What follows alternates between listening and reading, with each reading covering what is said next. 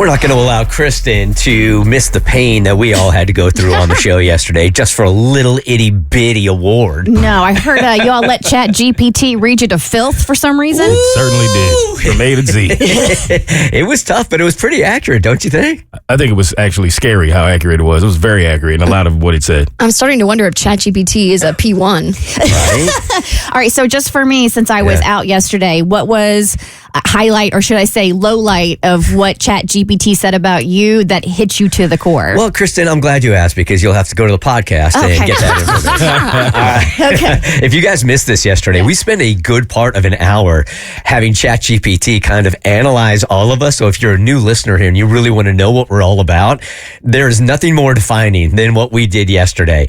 And this was based on a DM that I got from one of you guys. And by the way, when you guys send me content, thank you so much. It makes our job so much easier. I feel like we got to give her a shout out because she also DM'd me the same thing. Deanna Dixon. Yeah. She always has really good ideas for the show. So thank you, Deanna, for DMing us. So she said she was at a work event and they did this very thing. And by the time she was done doing it, she was in a puddle of tears. And I thought, puddle of tears? That'll be great content. So I hit these guys with it. They didn't do the ChatGPT prompt before. They did it as we were on the air. We all did. We didn't edit anything and just had to absorb the answers that ChatGPT gave. And then we just kind of debated or gave more in-depth discussion on it. And here's the question. If you missed it yesterday and you want to do this yourself, be careful.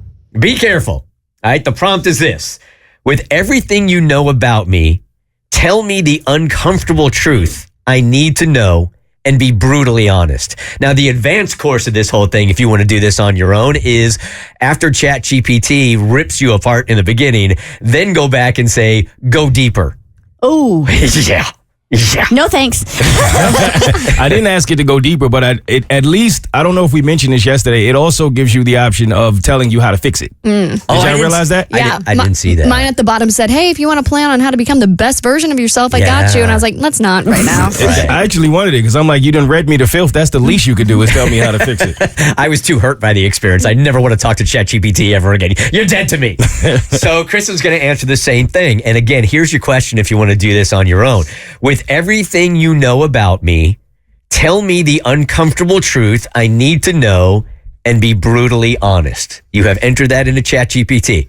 Abby demanded that we don't edit it on the fly also. That's what I was really nervous about. So as you're going, we'll pause you and we'll ask you for some elaboration if it calls for it. Okay. Okay? So this is what ChatGPT has to say about me. All right. Here it is. Brutally honest, no sugarcoating. You have a big heart and a strong sense of curiosity. But sometimes you use that curiosity to distract yourself from your own emotional needs. You lean into scenarios, whether they're romantic, dramatic, or hypothetical, not just for fun, but because deep down, you're searching for clarity in your own life that you haven't quite claimed. Does that resonate with you at all? Uh-huh.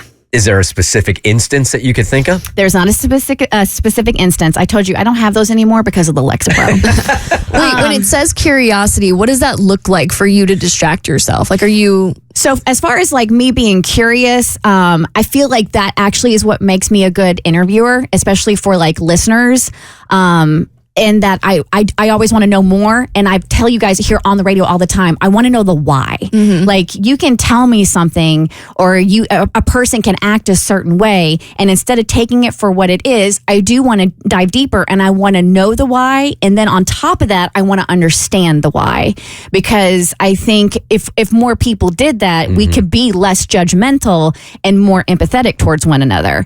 So that's why whenever we're talking to somebody, I like to delve deeper into those curiosities. Yeah. Okay.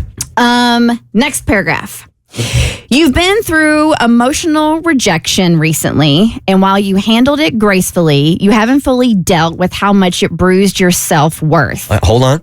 Is that accurate? No. Okay. I can't think of anything like emotional rejection. I honestly, nothing pops to mind that's happened. We got to take you off that Lexapro. I'm about to say that could be the Lexapro. Yeah, right. No, but because I'm like, okay, does somebody emotionally reject me recently? And I have zero recollection of that as of recently. Have I been emotionally rejected over my life? Yeah, we all have. Let's see. You haven't really how it bruised your self-worth. Now, I mean, I don't know if I consider this emotional rejection, but I did come on here not too long ago and I took some online criticism, I think a little too much to heart. What was it about? Just how much I suck at my job and that. Yeah. Well, the people at the Gracie's a couple of nights ago don't think you were too bad at it. Yeah. But yeah. So it was just basically how much I suck at what I do. So I'm curious. And just for that a did second bruise here. my self-worth because I let that chatter get into my head and I started giving those comments credence and like, are they right? Do I suck at my job? And did I fail up? Is that why I'm here? And like you just start this really just spiraling dialogue in your head. Was there one reoccurring gripe about like what you're not good at? Or was it just overall you It's suck? just an overarching, like when you're out and I host the show, we're doomed. That hurts, Oh my God. Those things hurt. You joke, that I do. At least I attempt to. You move forward, you stay busy, but that sting lingers. That is true. And the truth is, part of you is still looking for validation. Always have, always will. That's why I'm here. Yeah, I mentioned this yesterday. We don't get into, there's a personality type that gets into this industry. Yep. It is a person that is looking for validation. So I think it's pretty accurate across the board. And I think maybe ChatGPT sort of touched on that on all of us. Yeah. You say you like to focus on the why or look for the why. Have you ever looked for the why you search for validation or feel you need it? Oh, I know why. I did. I got those answers in therapy. You want to share them? Nope. Okay. I got that from I like to ask the whys, bro. Yeah, I feel you. I like to. No, I.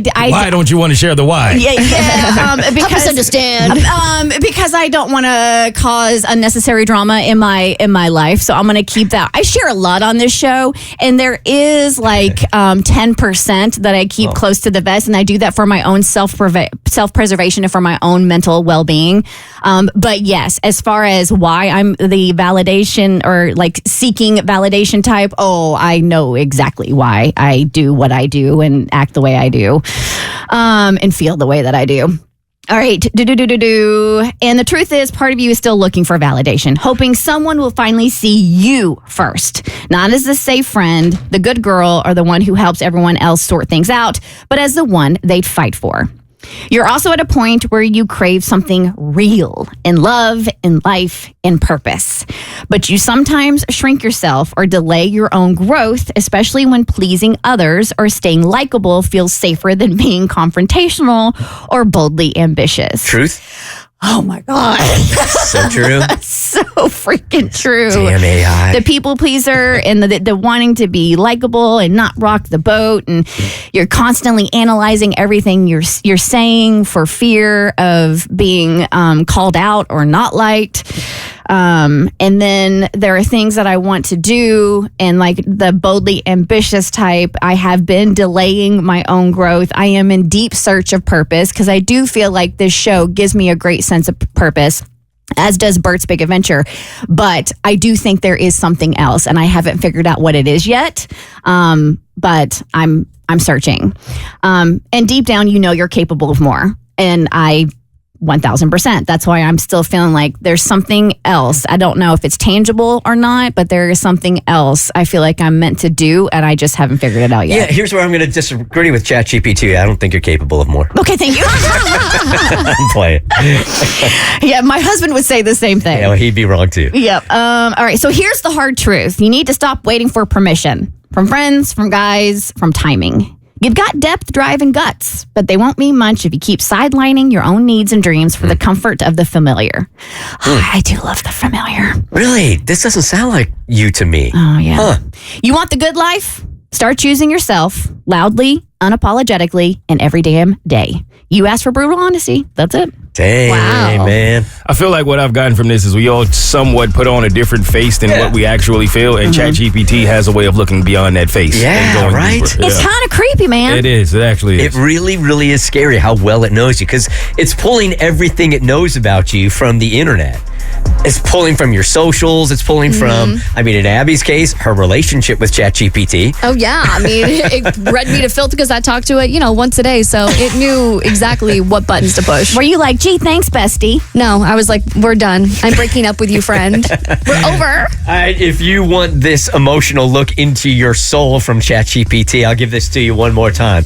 With everything you know about me, tell me the uncomfortable truth I need to know and be brutally honest. And when it gives you that answer and you are a puddle of tears, then go deeper. And that's the thing that'll make you call in sick for a week.